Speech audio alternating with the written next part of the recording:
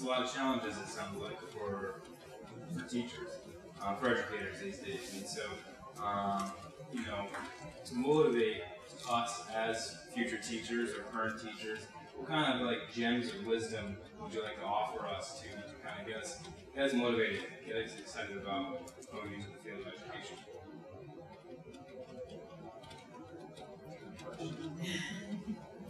Well, I get this all the time. I hear, you know, I'll be at a neighborhood party or something, and someone's like, you know, wow, how do you do that? I love that. Because that means they don't want to go to teaching. Because I love this job. And it's great that so many people are in awe that you would do this. You know? I think it's the most exciting thing ever. And in different schools, your creativity will find an outlet. And you know, just go with your passion. One of the most important things is passion. And if you can communicate that to your students about literature, or about the basketball team, or something they're involved in, or something you're interested in, you'll be enormously successful. I just can't imagine anything more interesting. It changes every day. All right, it changes every day. Every year is fantastic. It all has a silver cycle. You know, football teams are in session. When you go to basketball, there's wrestling, there's hockey. That's part of the cycle. I teach literature, so I feel like each year I introduce them to friends of mine, Henry David Thoreau, Steinbeck. And every time I read the stuff with them, I just love it. And it's just a joy. And then the other thing I find with teaching too is in terms of expectations, like I have to do everything. You don't. You don't. You meet them where they are. And you're part of that journey for a little while. And then you're going to pass them to the next year. And that person will take over. Sometimes your students will not be receptive to the lessons. They can't learn them at that time. And, you know, that's okay. It took me a long time to realize that the students I enjoy most are the lowest performing students. I used to think that my place was with the brightest kids. And then I realized that everyone wants to teach them. And when you give them as much energy or commitment to the lowest performing students, they remember it most.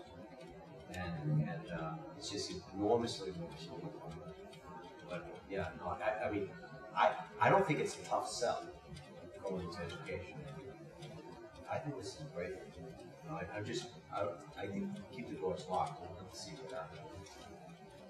That's what I say that, you know, the power to change a child's life is so overwhelming. The fact that, you know, you can go in there and you can totally change a person's life. And I tell my students, just a little brief anecdote here. I had a student from Bosnia who came to this country when he was 12 years old.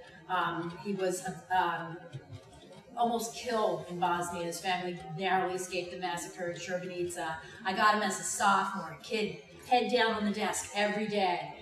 But obviously very bright, you know. If I begged for an answer, he'd give me the most, you know, wonderful answer you could imagine. And I called him aside one day and I said, "What is your problem?" And he said, "I'm dropping out of school as soon as soccer season's over. I only, you know, came here, I'm getting a job. I have, you know, 5 brothers and sisters, I need to get a job."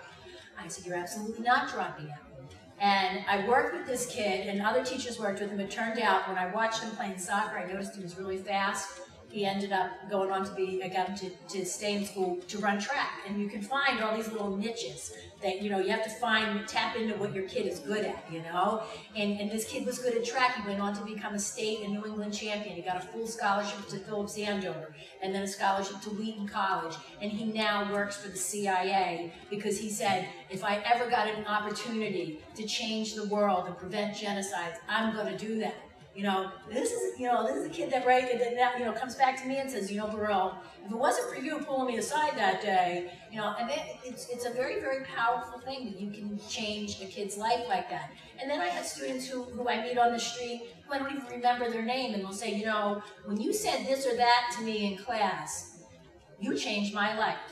And that is, you know, it's one reason I don't teach the little kids, because I'm afraid, like, oh my God, if I could say something about it, I'll ruin them forever. But for high school kids, you know, you really can change the world. And I don't think how many jobs can you go home and say that you're really making such a positive difference in the world. It's a really powerful thing.